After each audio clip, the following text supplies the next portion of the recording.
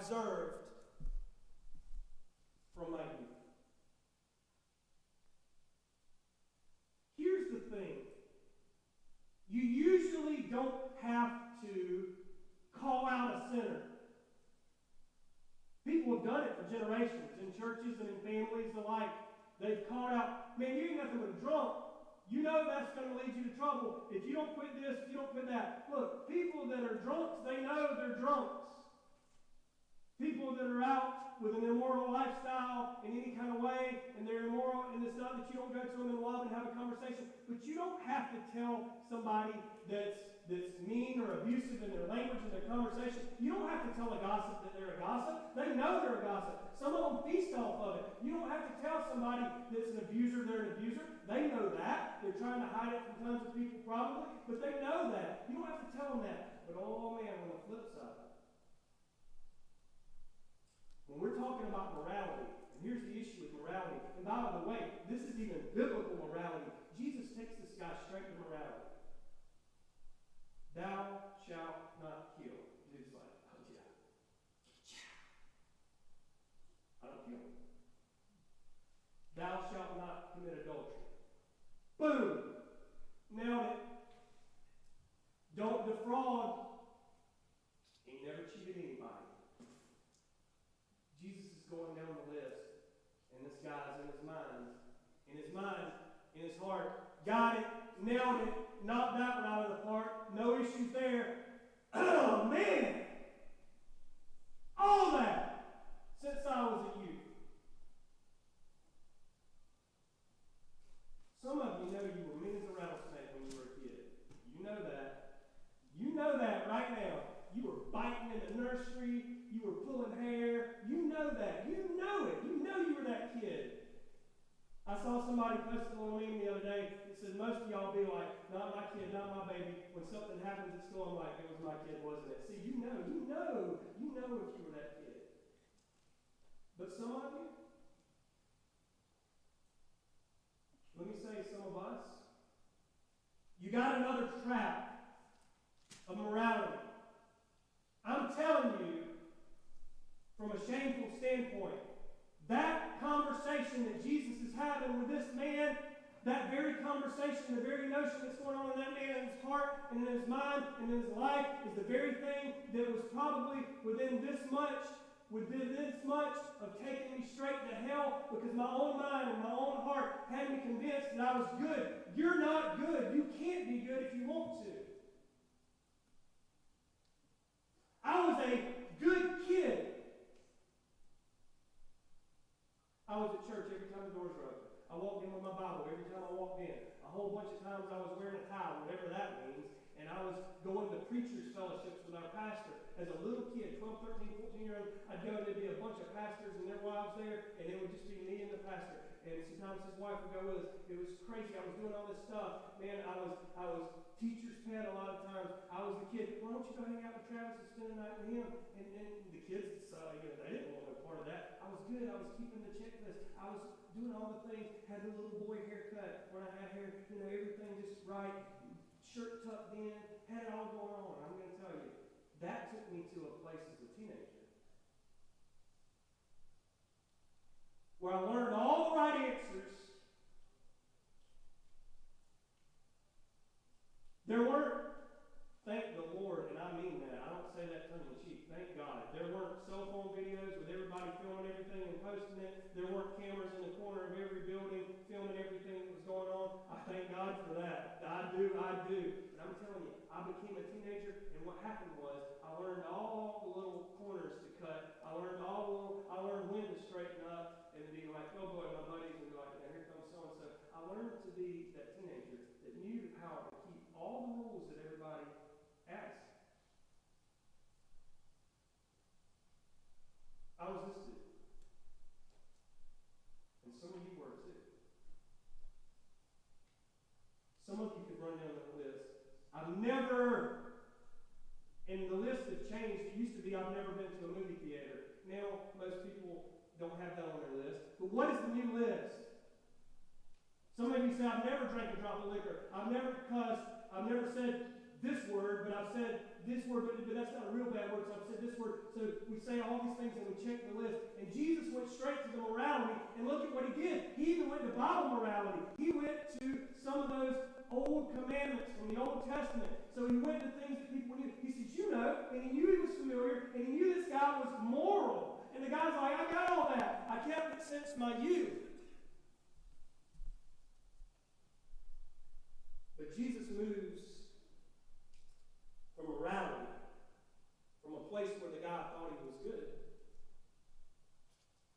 and he moves to depravity.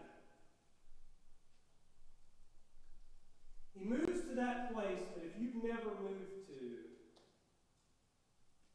you don't know Jesus because you don't think you need Jesus. You say, you can't make a blanket statement like that. I absolutely can. If you think you're good enough to earn it, you have totally missed it. You can't.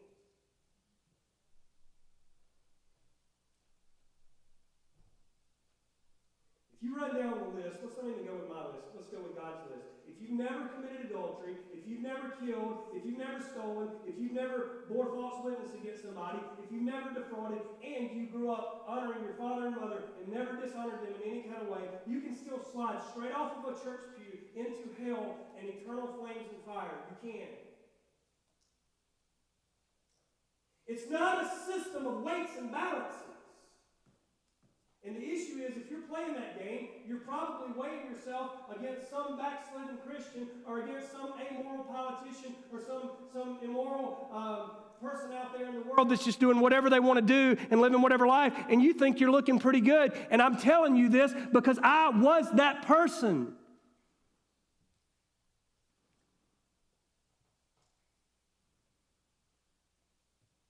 I checked all the boxes that people put in front of me.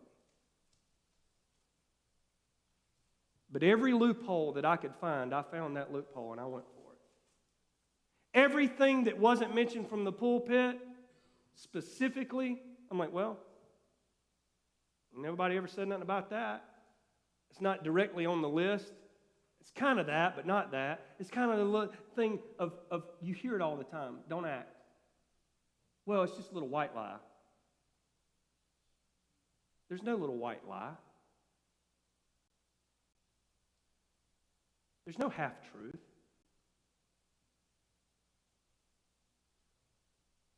Jesus went and he said this. Verse 21, Jesus, beholding him, loved him. You see, if you're going to say anything beyond that, it better come with love. Jesus looked at him. He beheld him. By the way, that's more than just kind of a casual glance. Jesus made sure that he's looking at this guy. He's got his attention. You know, it's kind of that thing of look at me when I'm talking to you. But see, it's that next step. It's not like that punishment thing that you might do with your kids. Hey, look at me when I'm talking to you. It's not that. It's more like looking at somebody with affection, looking at some family member that's hurting, and you're looking at them, and man, you're hurting with them. And Jesus beholds this guy, and he looks at him, and he loves him, and he says,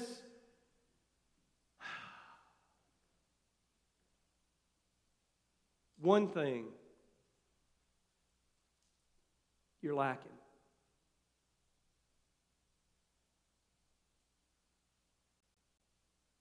If you're living your life just trying to check the boxes and do good and do right, you see, most of us live this life. Well, I just want to be a pretty good person. I'm just trying to be a pretty good person. When you go out and you start talking to people, here's what you get. Oh, man, Pastor, yeah, hey, man, I give to charity. I coach them kids for years down there. Every time there's a shoe drive, I do this. I gave more cans than anybody in my neighborhood last year. You see, this guy, he had a lot on this side of the scale that was good, right? We can't argue. And Jesus said, but there's this one thing. This one thing. What is the one thing in your life? I mean, the one thing. And it might be different for everybody in this room, but what's the one thing that's keeping you from the thing? The guy runs, he says, good master, he kneels down. He says, what can I do to have eternal life? And I did all these things for my youth. It seems like this is a pretty good old boy, right? That's probably his issue. He's a good old boy. And Jesus said, you lack in one thing. Go thy way, sell whatsoever thou hast. I love that Jesus said it like that.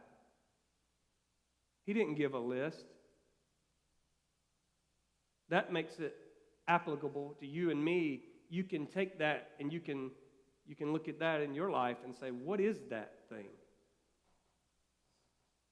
And give to the poor. And thou shalt have treasure in heaven. Notice that he didn't say, don't read too far into it. He didn't say, sell what you have and give all of it to the poor. You've had cults in this country that had people go and in this world, and they would tell them to sell everything and go wait on the hillside, and where this comet's coming by on such and such a date, sell everything and give it over, and then we're going to distribute it out because you won't need it anyway. And here these people are on July the whatever or August the whatever, and they're sitting there and they're waiting on that comet, and boy, there she goes, but it ain't Jesus after all, and there they are, flat broke, can't even eat, done sold the house. Somebody got rich off of it because they were crooked anyway, and then there was nothing. Jesus didn't say sell what you have and give it all to the poor. What he said was sell what you have and give to the poor. In other words, notice the people that you haven't been paying attention to. Open your eyes to a bigger world. This guy had riches. He wasn't paying those people that were insignificant, those people that some might call deplorable, those people that were non-essential workers. He wasn't paying those people any attention. He had riches, and he was trusting in those riches, and he was trusting in his ability. And Jesus says, go and sell what you have and give to the poor, and thou shalt have treasure in heaven. And come, take up the cross and follow me. One thing. What was the thing?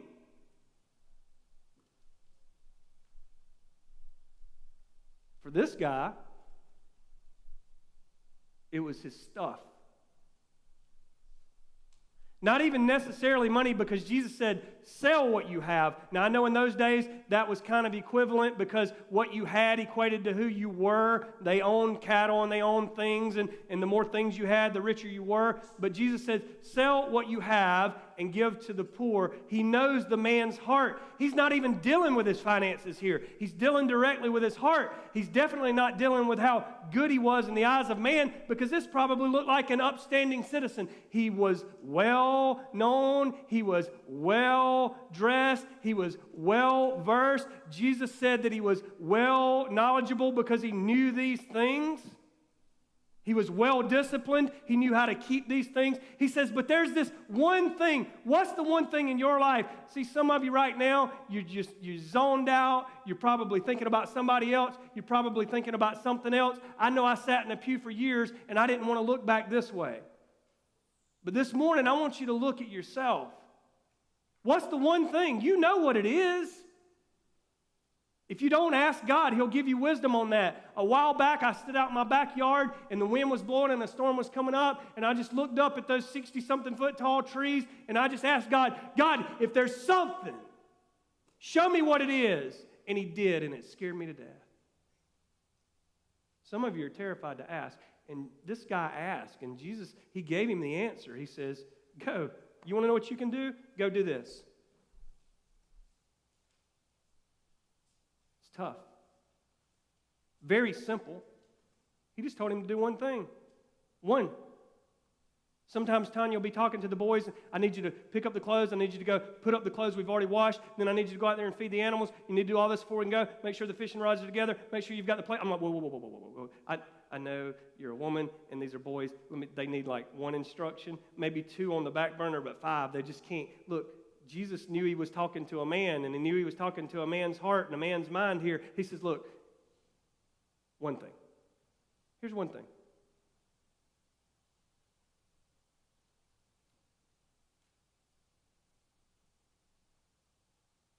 If God just identified that one thing in your life,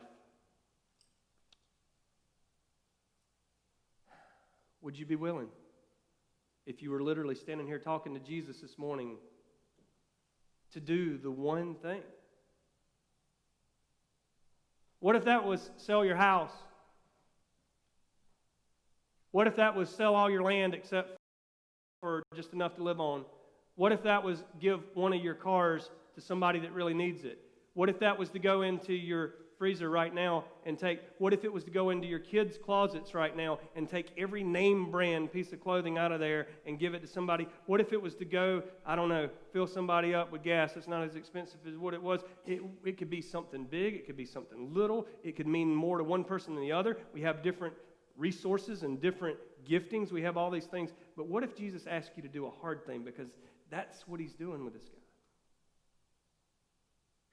He says, after you do that, take up the cross. See, now we're getting to the real thing.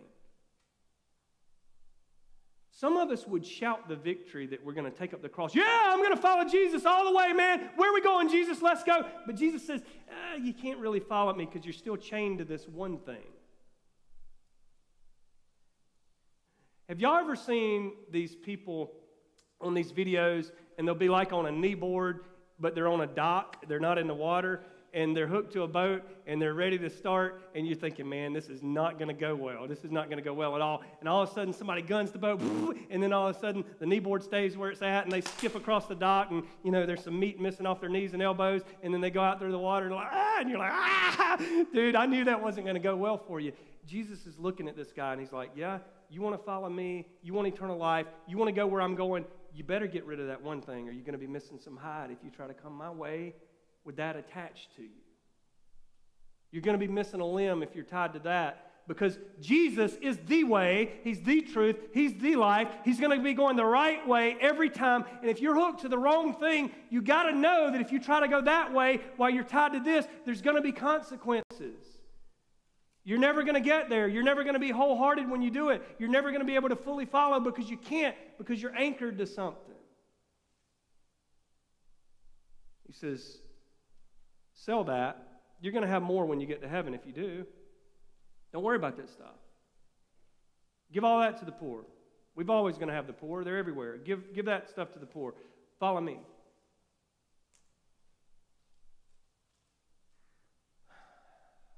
The next verse is one of the most pitiful in the entire Word of God. And he was sad at that saying, went away grieved, for he had great possessions.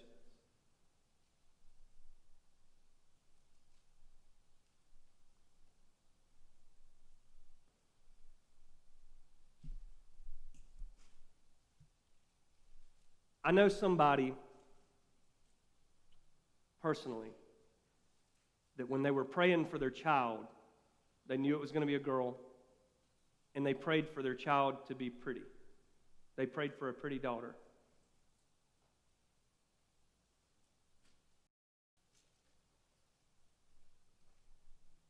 I always thought that and ignorant until I looked into my life and I realized some of the things that were vain and ignorant that I had been praying for.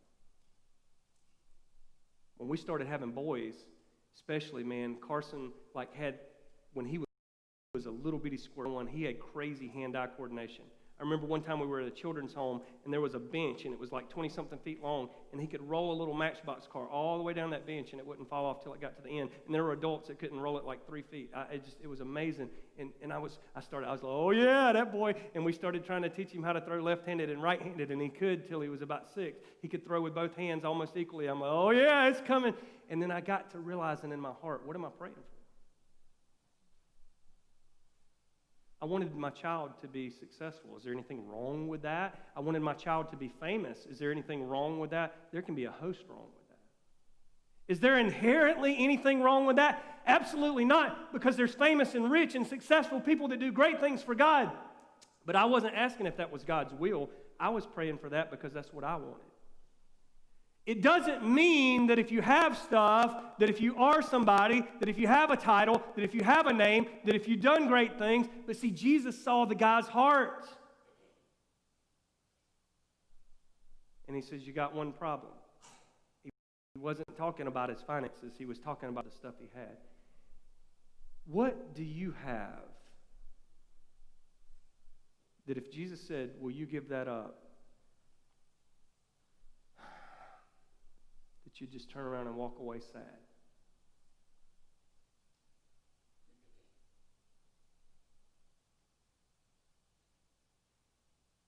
I would rather have less things, less expensive things, less notoriety, less fame. You say, preacher, what are you saying? You see, I'm saying that I started looking at that, and you know what else? It showed me something else. Because I was secretly praying for something else. I was a young preacher at the time, and you know what I was praying for? God, will you make me the next Billy Graham? God, let me preach the millions.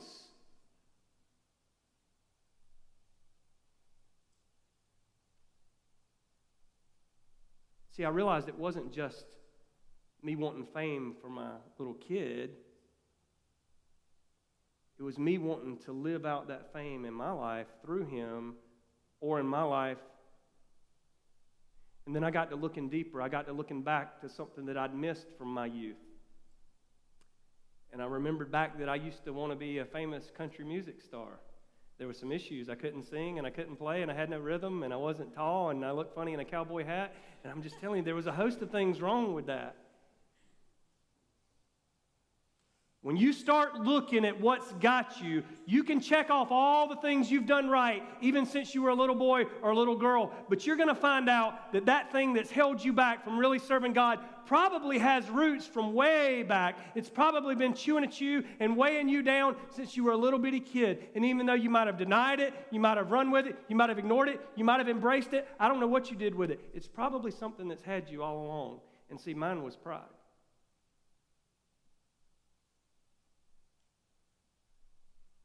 What's your thing? What's the one thing? They're going to come and play, and I want you, if you've identified that, talk to God about that. Whether you come down front or not, you're welcome to. There's plenty of room up here, but I want you to find a space in this room right now and talk to God. If Jesus was looking at you and said, you're lacking one thing,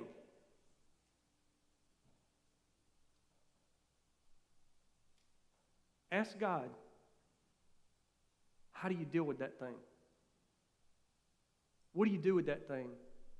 Do I need to remove that thing? God, can you just take that thing and turn it and somehow use it for your glory? God can do way more than we can ask or think. We've got to be real, though. I don't want to see a single one of you walking out of here sad today. Don't walk away from what God's got for you because you want to hang on to what you got. What he's got is way better than what you've got, I promise. Let's pray.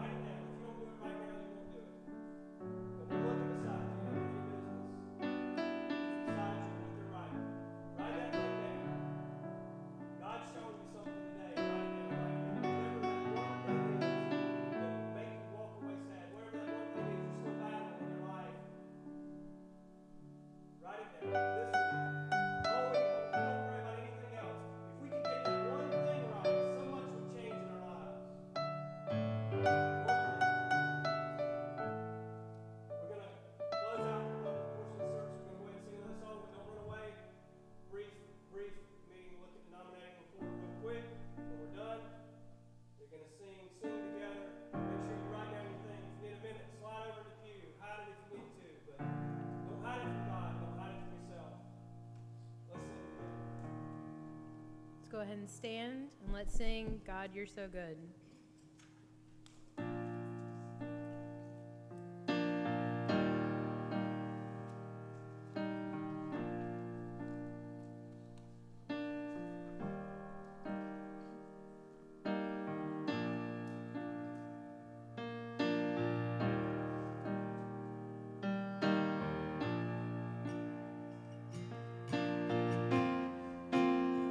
Amazing love.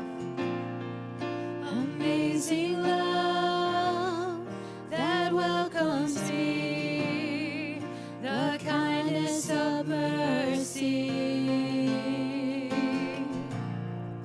that bought with blood wholeheartedly my soul undeserving.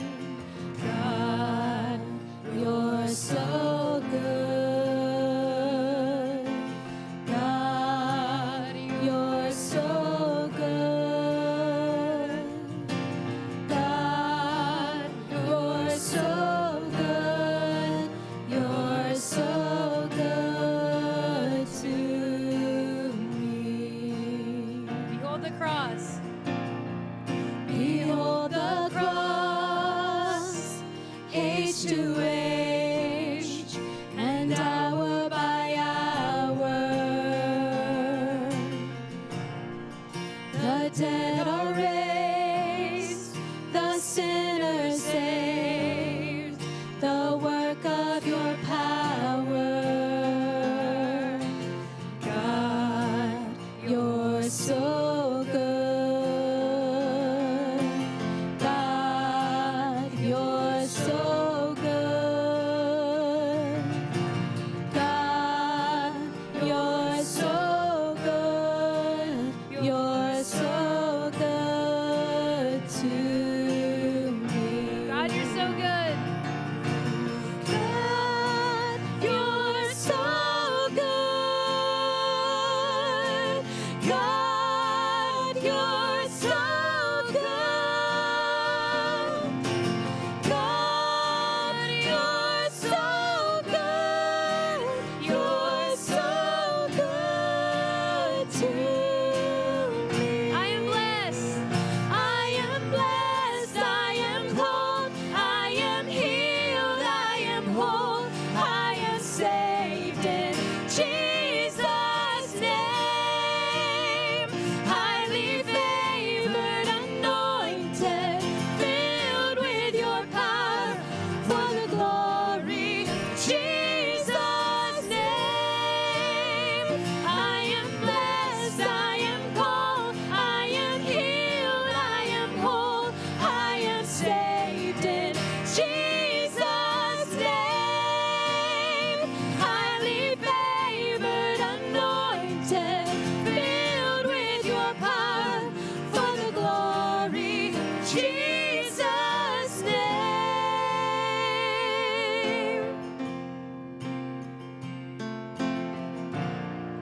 And should this life bring suffering, Lord, I will remember what Calvary has bought for me, both now and forever. God, You're so good. God, You're so good. God, You're so good. You're so good to me.